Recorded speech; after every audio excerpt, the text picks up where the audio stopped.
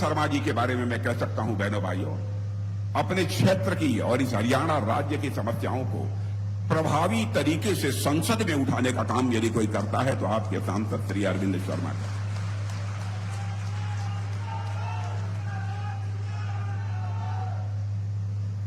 और जहां तक लोकसभा चुनाव का प्रश्न है, लोकसभा चुनाव में गुजरात के सूरत से भारतीय जनता पार्टी के विजय का श्री गणेश बहनों भाइयों हो चुका है। समाचार पत्रों से आपको जानकारी प्राप्त होगी कि सूरत संसदीय निर्वाचन क्षेत्र में गुजरात में हमारा भारतीय जनता पार्टी का प्रत्याशी निर्विरोध निर्वाचित हुआ है। मेरे भाई, निर्विरोध निर्वाचित हुआ है। कांग्रेस के लोगों ने उनके निर्विरोध निर्वाचित होने के बाद यह कहा, यह तो लोकतंत्र की हत्या की जा रही है। बराबर कांग्रेस ने इस देश की जनता की आंखों में धूल झोंककर समर्थन हासिल करने की कोशिश की है। मैं कांग्रेस के दोस्तों से पूछना चाहता हूं, क्या आपको नहीं मालूम है, आजाद भारत में इसके पहले 28 बार निर्विरोध प्रत्याशी, निर्विरोध सांसद बने हैं। और एक बार यदि भारतीय जनता पार्टी का प्रत्याशी निर्विरोध यदि निर्वाचित होता है, लोकतंत्र खतरे में हो गया। और 20 बार निर्विरोध सांसद यदि किसी एक दल के जीते हैं तो कांग्रेस के जीते हैं। उस समय लोकतंत्र संकट में नहीं था और आज आपका लोकतंत्र संकट में पड़ गया। और बहनों भाइयों, देखिए इधर अमेठी और रायबरेली में यह कांग्रेस पार्टी जल्दी हिम्मत नहीं कर पा रही थी अपने प्रत्याशियों की घोषणा करने के लिए। बराबर राहुल जी अमेठी से चुनाव लड़ा करते थे, थक गए, वहां से हारने के बाद चले गए केरल के वायनाड में। अब उनसे कहा जा रहा था कि अमेठी से लड़ जाओ। लोग चाहते थे उनकी पार्टी के कि अमेठी से लड़े, लेकिन अमेठी से लड़ने की हिम्मत उन्होंने नहीं जुटा पाई है। अमेठी का रण उन्होंने छोड़ दिया है मेरे बहनों भाइयों। और मैं कहना चाहता हूं, कहीं ऐसा न हो कि राहुल जी का नाम रण छोड़ देने के कारण आगे जाकर कुछ और रख दें लोग। मुझे इस बात की चिंता हो रही है। अब वो रण छोड़ने वालों को क्या कहा जाता है, मुझसे बेहतर आप जानते हैं। मैं वह नाम नहीं लेना चाहता हूं। ऐसे लोग देश का नेतृत्व करना चाहते हैं। बहनों भाइयों, देश का नेतृत्व करने के लिए 56 इंच का सीना होना चाहिए, मजबूत कलेजा होना चाहिए। बहनों भाइयों, वही चुनाव लड़ सकता है।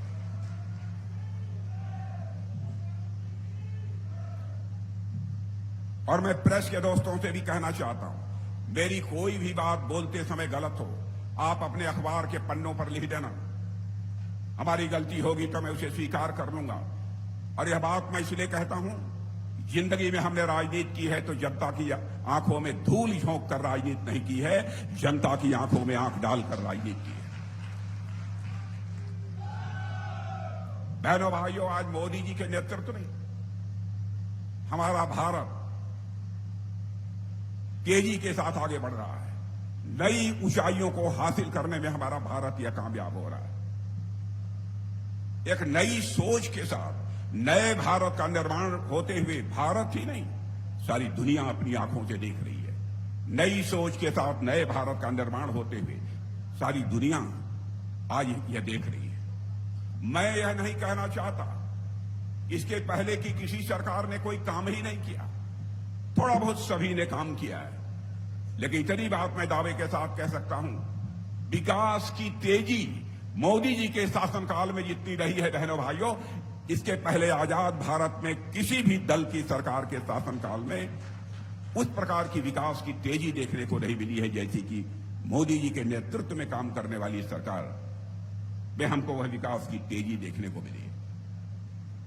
आज चले जाइए अंतर्राष्ट्रीय मंचों पर, पहले भी हम लोग दुनिया के दूसरे देशों में जाते थे, दुनिया के विभिन्न देशों के सारे प्रतिनिधि इकट्ठा होते थे। अंतर्राष्ट्रीय मंचों से पहले भी भारत के लोग अपने विचार व्यक्त करते थे। लेकिन बहनों भाइयों, मैं आपको बतलाना चाहता हूं, पहले भारत दुनिया के मंचों पर, अंतर्राष्ट्रीय मंचों पर कुछ बोलता था तो लोग भारत की बातों को जितनी गंभीरता पूर्वक लिया जाना चाहिए लोग नहीं लेते थे। लेकिन आज यदि अंतर्राष्ट्रीय मंचों पर भारत कुछ बोलता है तो सारी दुनिया कान खोलकर सुनती है कि भारत बोल क्या रहा है।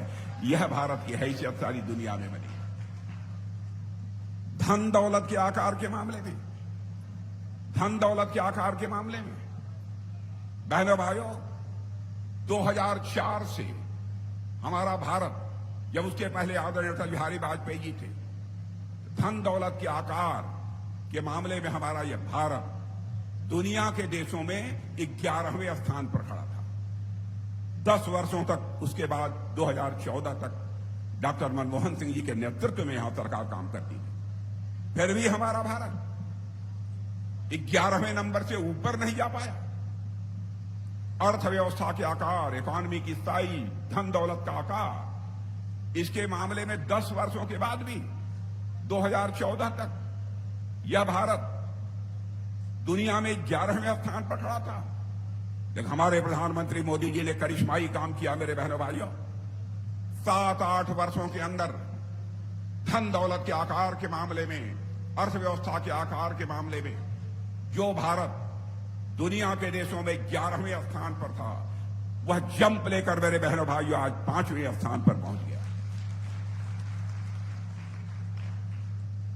और मैं नहीं, दुनिया के बड़े बड़े अर्थशास्त्री, बड़े बड़े विद्वान, अंतर्राष्ट्रीय मुद्रा कोष, इंटरनेशनल मॉनेटरी फंड जिसे कहते हैं, सभी डंके की चोट पर यह दावा कर रहे हैं कि भारत दुनिया में तेजी से आगे बढ़ने वाली अर्थव्यवस्था है।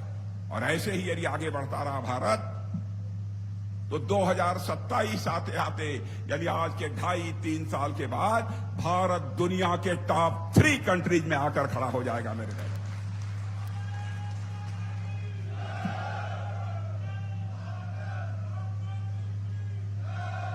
भारत अब कमजोर भारत नहीं रहा है। भारत मेरे बहनों भाइयों अब कमजोर भारत नहीं रहा है।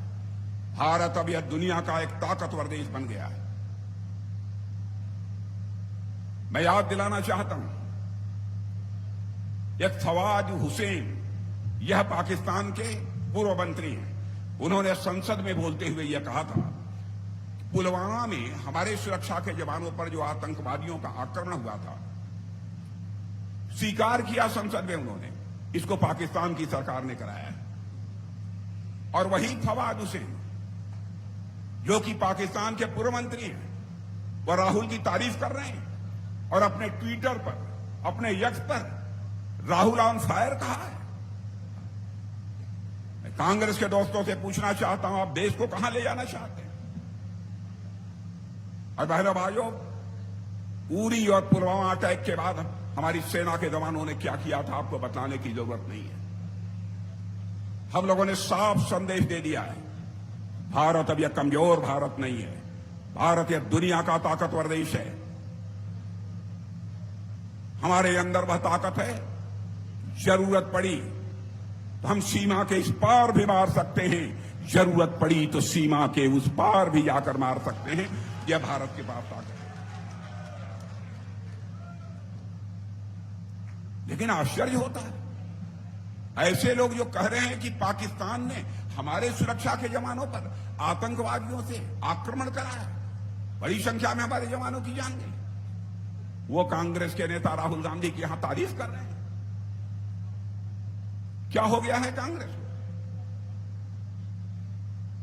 बहनों भाइयों, आप पक्का यकीन रखिए, यह चुनाव भी निपट जाएगा ठीक तरीके से, लेकिन इसी चुनाव में कांग्रेस भी ठीक तरीके से निपट जाएगी, इसका पक्का विश्वास है। हमारी सरकार ने क्या क्या काम किया है, बहुत विस्तार में जाकर आपको बताने की जरूरत नहीं है, लेकिन कुछ करिश्माई काम जिसकी मैं यहां चर्चा करना चाहूंगा। किसान भाई यहां पर बैठे हैं, मैं भी किसान का बेटा हूं, मैं भी गांव का रहने वाला हूं, किसान परिवार का। बहनों भाइयों, जो आज यूरिया खाद आपको 286 रुपया बोरी मिल रही है, जाकर अमेरिका में देख लीजिए, यही यूरिया खाद लोगों को 3,000 रुपये प्रति बोरी मिल रही है। पाकिस्तान में चले जाइए, वहां पर लगभग 750 रुपये की यूरिया की बोरी मिल रही है, तो बांग्लादेश में 800 रुपये की मिल रही है। किसी भी सूरत में यूरिया खाद की कीमत न बढ़ने पाए, यह संकल्प यदि किसी ने लिया तो हमारे प्रधानमंत्री मोदी जी ने लिया। बहने भाइयों, किसानों के हितों को ध्यान में रखें। मिनिमम सपोर्ट प्राइस का जहां तक प्रश्न है, ऐसे बहुत सारे किसानों से जुड़े मुद्दे। अब जहां तक किसानों को मदद करने की बात थी, प्रधानमंत्री किसान सम्मान निधि के अंतर्गत जो काम आज आजाद भारत में कोई प्रधानमंत्री नहीं करता है, उस काम को हमारे प्रधानमंत्री ने किया। और बहनों भाइयों, आज भारत की जो ताकत बढ़ी है, आप लोगों का बहुत बड़ा योगदान है। और आज हमारी हैसियत यह हो गई है कि एक घटना की जानकारी आपको देना चाहता हूं। अभी आपको जानकारी होगी, पिछले 2 वर्षों से रूस और यूक्रेन के बीच युद्ध चल रहा है। रूस की तरफ से बराबर मिसाइलें चल रही हैं, बम चल रहे हैं, गोले चल रहे हैं, तोप चल रही है। बड़ी संख्या में लोग यूक्रेन में मारे गए और यूक्रेन की तरफ से भी रूस के ऊपर बराबर बम, तोप, गोले और मिसाइलें चलाई जा रही हैं। बड़ी संख्या में लोग मारे जा रहे हैं। जब 2 साल पहले यह रूस और यूक्रेन का युद्ध प्रारंभ हुआ था, हमारे बहुत सारे बच्चे, भारत के रहने वाले बच्चे, कोई मेडिकल की शिक्षा ले रहा था, कोई इंजीनियरिंग की शिक्षा ले रहा था, कोई मैनेजमेंट का कोर्स कर रहा था। भारत में रहने वाले उनके माता पिता बहुत चिंतित हुए। लगातार रूस की तरफ से मिसाइलें और बम चल रहे हैं, क्या होगा हमारे बच्चों का? उनकी जिंदगी को लेकर स्वाभाविक रूप से भारत में रहने वाले जो उनके मां पिता थे, उनको चिंता हुई। उनका एक प्रतिनिधिमंडल हमारे प्रधानमंत्री से मिला और कहा, मोदी जी, चाहे जो कुछ भी हो, हमारे बच्चों को आप यूक्रेन से बाहर निकालिए और उन्हें भारत ले आइए। बहनों भाइयों, कितना कठिन काम था। हमारे प्रधानमंत्री ने क्षण भर की देर नहीं लगाई। उन्होंने टेलीफोन उठाया, रूस के राष्ट्रपति मिस्टर पुतिन से बात की और यूक्रेन के राष्ट्रपति मिस्टर जेलेंस्की से बात की। सुन लेना मेरे बहनों भाइयों, 4.5 घंटे के लिए दोनों देशों के बीच का युद्ध रुक गया और 22,000, 22,500 बच्चे हमारे यूक्रेन से चलकर सकुशल भारत आ गए। यह है भारत की ताकत। इसलिए भारत अब ऐसा वैसा भारत नहीं है। हिंदू मुसलमान के नाम पर तरह तरह के आरोप लगाए जाते हैं। बहनों भाइयों, हिंदू मुसलमान के आधार पर देश को बांट करके कांग्रेस ने राजनीति की है। हम जाति, पंथ और मजहब के आधार पर राजनीति करने वाले लोग नहीं हैं। हम इंसाफ और इंसानियत के आधार पर राजनीति करने वाले लोग। ये लोग कह क्या रहे हैं? धर्म के आधार पर आरक्षण होना चाहिए। भारत का संविधान इस बात की इजाजत नहीं देता है।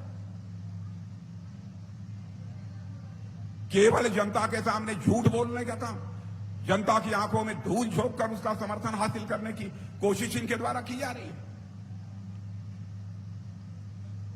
बहनों भाइयों, यह सिलसिला बंद होना चाहिए। जिसके अंदर हिम्मत है, जो जनता से आंख मिलाकर बात कर सकता है, उसे ही राजनीति करनी चाहिए।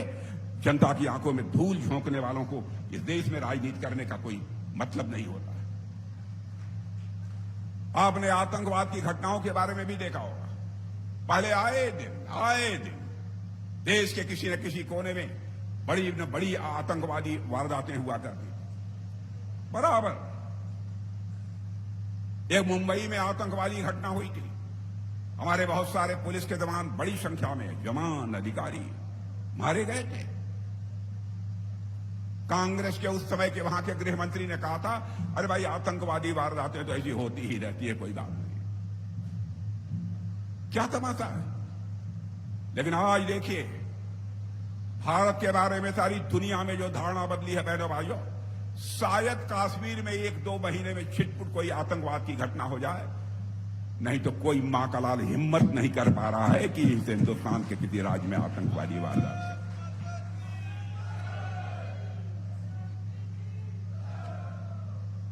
अब इन सब सारे लोगों के हौसले पस्त पड़े हुए हैं। और मुझे तो पता नहीं क्यों लगता है, आप लोगों को क्या लगता है? बहनों भाइयों, आप लोग महात्मा गांधी की मुराद पूरी करने जा रहे हैं। महात्मा गांधी को आप लोग मानते हैं कि नहीं मानते हैं? पूज्य बापू को मानते हैं? मैं याद दिलाना चाहता हूं पूज्य बापू ने क्या कहा था। 1947 में आजादी हासिल होने के बाद उन्होंने कहा था, जिस कांग्रेस झंडे के तले हम लोगों ने आजादी की लड़ाई लड़ी थी, अब भारत आजाद हो गया है, उस कांग्रेस को भंग कर देना चाहिए। कांग्रेस के नाम पर राजनीतिक पार्टी नहीं चलानी चाहिए।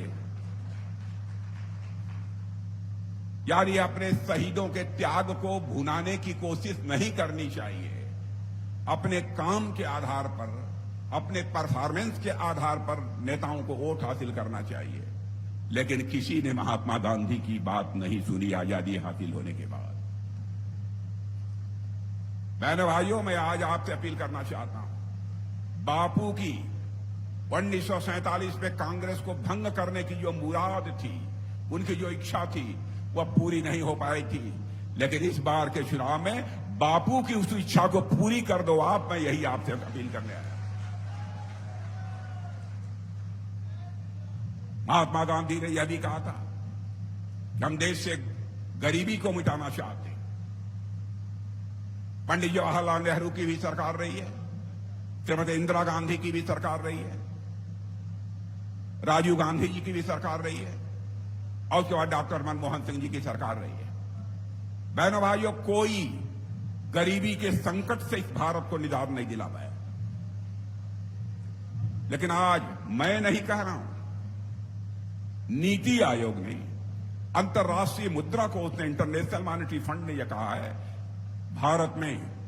भारत के प्रधानमंत्री मोदी जी ने करिश्माई काम किया है। 25 करोड़ लोगों को गरीबी के संकट से बाहर निकालने में किसी देश ने कामयाबी हासिल की है तो देश का नाम है भारत। हम लोगों ने 25 करोड़ लोगों को संकट से बाहर निकाला। और यकीन रखना, बढ़ा चढ़ाकर बात नहीं कर रहा हूं। 10 वर्ष के अंदर मेरे बहनों भाइयों, 10 वर्ष के अंदर हिंदुस्तान की गरीबी समाप्त होकर रहेगी। और 10 वर्षों के बाद आप देखना भारत की क्या स्थिति बनती है। और 2047 आते आते तो हमारा भारत यह विश्व की महाशक्ति बनेगा, विश्व की महाशक्ति बनेगा। ऐसा मेरा पक्का विश्वास है। इसलिए मैं आप सभी लोगों से यहां पर अपील करने आया हूं, बहनों भाइयों, यह कांग्रेस के लोगों की फिर से देश को बांटने की जो साजिश चल रही है, उसको किसी भी सूरत में कामयाब न होने दें। मैं आपसे पूछना चाहता हूं, उन्हीं के एक नेता जो कांग्रेस की सरकारों में उनके सलाहकार रहे हैं, सैम पित्रोदा नाम है, विदेशों में रहने लगे हैं। अब वहां की बाहर कांग्रेस संगठन को चलाने का काम करते हैं। उस संगठन का नाम है इंडियन ओवरसीज कांग्रेस। जानते हैं उन्होंने क्या कहा है?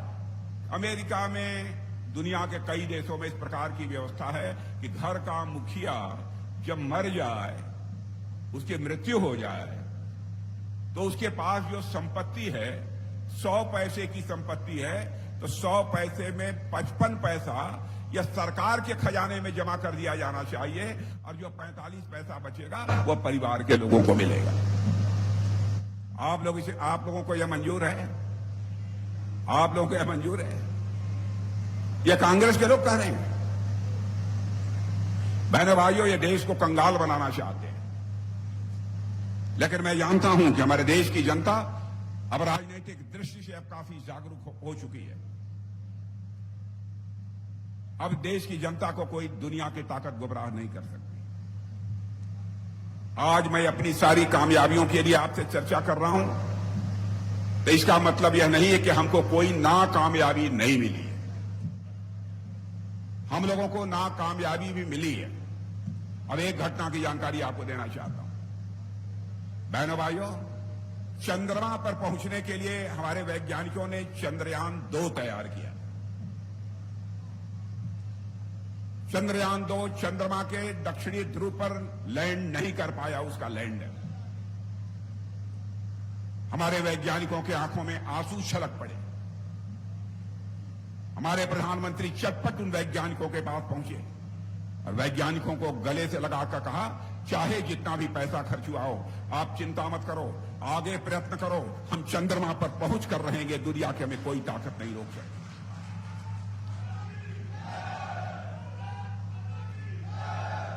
चंद्रयान 2 का वो हमारा अभियान सफल नहीं हो पाया था, हमें कामयाबी नहीं मिली थी। लेकिन जब वैज्ञानिकों की हौसला अफजाई हमारे प्रधानमंत्री ने की, तो उन्हीं वैज्ञानिकों ने 1-1.5 साल के अंदर एक तीसरा चंद्रयान 3 छोड़ा, और वह चंद्रयान 3 चंद्रमा के दक्षिणी ध्रुव पर पहुंचकर अपना लैंडर वहां उतारने में कामयाब हो गया बहनों भाइयों। और चंद्रमा पर पहुंचने वाला दुनिया का यह भारत, हमारा और आपका देश, यह भारत, यह पहला देश बन गया। यह कोई छोटी उपलब्धि नहीं है, ऐसी बहुत सारी हम लोगों की शानदार उपलब्धियां हैं बहनों भाइयों। भ्रष्टाचार बहुत बड़ा रोग है, मैं जानता हूं। भ्रष्टाचार ये कोई छोटा मोटा रोग नहीं है। मैं यह दावा नहीं करता कि भ्रष्टाचार हमारी सरकार आएगी एकदम जड़ मूल से उखाड़ कर फेंक देगी, लेकिन याद दिलाना चाहता हूं, राजीव गांधी जी ने एक बार भाषण देते हुए यह कहा था, मैं क्या करूं, 100 पैसा दिल्ली के बैंक से मैं भेजता हूं नीचे, बामुश्किल लोगों के पास 14 पैसा पहुंच पाता है, 86 पैसा यह भ्रष्टाचार की भेंट चढ़ जाता है। लाचार थे प्रधानमंत्री राजीव गांधी जी, लेकिन उस चुनौती को यदि किसी ने स्वीकार किया मेरे बहनों भाइयों, तो हमारे प्रधानमंत्री मोदी जी ने स्वीकार किया। और आपने देखा जनधन खाता, जीरो बैलेंस अकाउंट खोलने का फैसला हमारे प्रधानमंत्री ने लिया। और मैं सच बताऊं, सरकार बनी थी, मीटिंग प्रधानमंत्री ले रहे थे, गृह मंत्री होने के नाते मैं भी बैठा हुआ था। मैंने मोदी जी से पूछा कि मोदी जी, यह आप जीरो बैलेंस अकाउंट, बिना पैसे के लोगों का खाता खोल दिया जाए, यह क्यों कर रहे हैं? कह राजनाथ जी, मीटिंग समाप्त हो जाएगी तो मैं चर्चा करूंगा, इससे भारत में करिश्मा होने वाला। बहनों भाइयों, ईमानदारी की बात है, उस समय हमारी भी समझ में बात नहीं आई थी, लेकिन आपने देखा लोगों के खाते खुल जाने का परिणाम क्या हुआ। जनधन, आधार, अब मोबाइल, तीनों को मिलाकर हमारे प्रधानमंत्री ने ऐसे त्रिमूर्ति तैयार कर दी, यानी दिल्ली से बैंक से 100 पैसा चलता है तो 100 का 100 पैसा आपकी जेब में पहुंचता है, 1 पैसा भी भ्रष्टाचार की भेंट नहीं चढ़ने वाला।